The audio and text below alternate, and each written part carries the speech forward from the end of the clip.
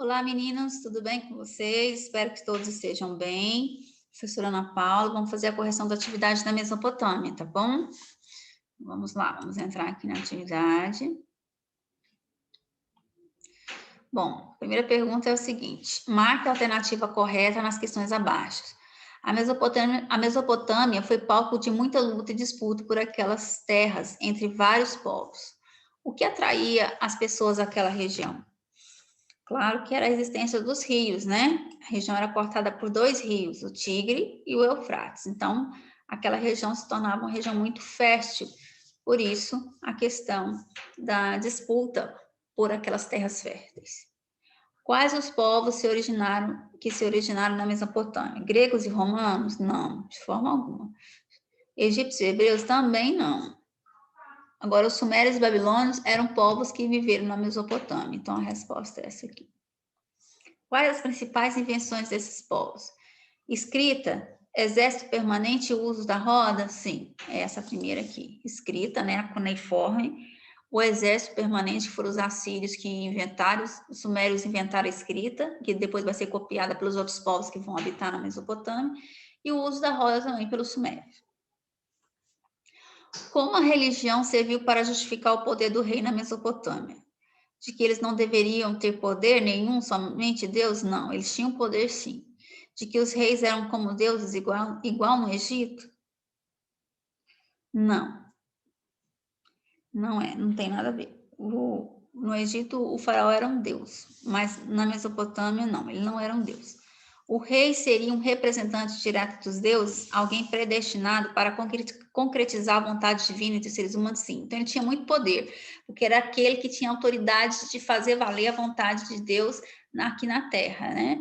Então, ele era predestinado para concretizar a vontade de Deus entre os seres humanos. Mas, ao mesmo tempo que ele tinha muito poder, ele poderia perder esse poder. Se começasse a ter períodos de catástrofes, né? Guerras, fomes, muita fome, né? Às vezes a agricultura não rendia como tinha que render, ou doenças, né? Poderiam aparecer eventualmente. Então, tudo que pudesse prejudicar em um período a população, então o que acontecia? O rei poderia ser retirado do poder, porque ele não estava fazendo valer a vontade de Deus na terra. Então, ele poderia ser substituído por um outro rei com outro Deus. O que levou os sumérios a desenvolver a escrita na antiguidade foi a necessidade de registro das transações econômicas. Como era chamada a escrita? Alfabética? Não, cuneiforme, né, gente? Eles registravam os sinais e os símbolos deles na argila, né? Na argila fresca, deixava secar e virava tipo uma pedra, né, com os registros deles, com a escrita. Caracteriza de modo geral as normas do Código Hammurabi. Princípio, olho por olho, dente por dente. Roubou, cortou a mão. Castigo equivalente à ofensa. E aí vem, leia abaixo um fragmento do Código Hammurabi. Se um médico tratou com uma faca de metal a ferida grave de um homem e lhe causou a morte ou lhe inutilizou o olho, as suas mãos serão cortadas. Se a vítima for um escravo, o médico dará um escravo por escravo. Podemos dizer que o tratamento pelo Código era igual a todos os grupos sociais, escravos e homens livres? Claro que não, né? Não era igual. Por quê? Vou explicar, né? Porque se a vítima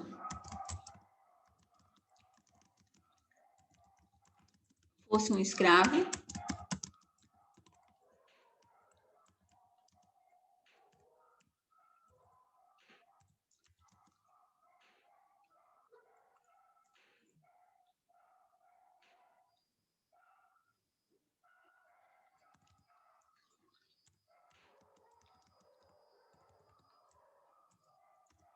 o médico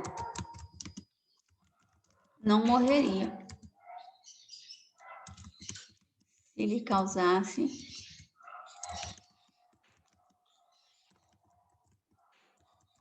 a morte de um escravo.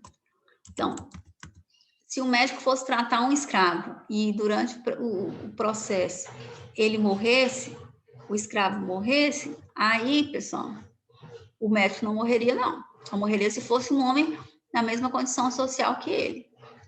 Então, um escravo tinha tratamento diferente. Não se utilizava o princípio do olho por olho, dente por dente. Se um homem roubou um boi, compare a punição a um roubo na Mesopotâmia de Hammurabi àquela dada a quem rouba no Brasil de hoje. A função do Código de Hammurabi era apenas de punir ou recuperar? Comente. O Código de Hammurabi fala, se um homem roubou um boi, ou uma ovelha, ou um aso, ou um porco, ou um barco, se for de um sacerdote ou de um rei, deverá pagar 30 vezes. Se for de um homem livre, indenizará 10 vezes. Se o ladrão não tem com que pagar, ele será morto, né? Agora, o Código Penal brasileiro. Roubar coisa móvel alheia para si ou para outrem, mediante grave ameaça ou violência à pessoa. Pena, prisão de 4 a 10 anos e multa.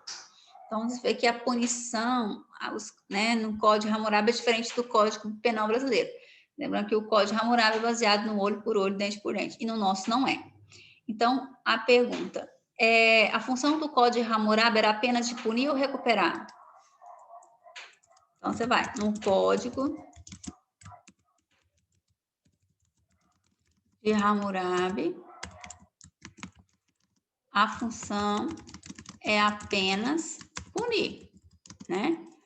Roubou, cortou a mão.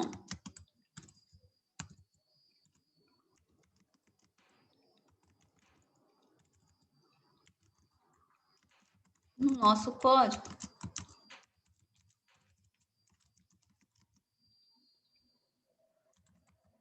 a função é recuperar.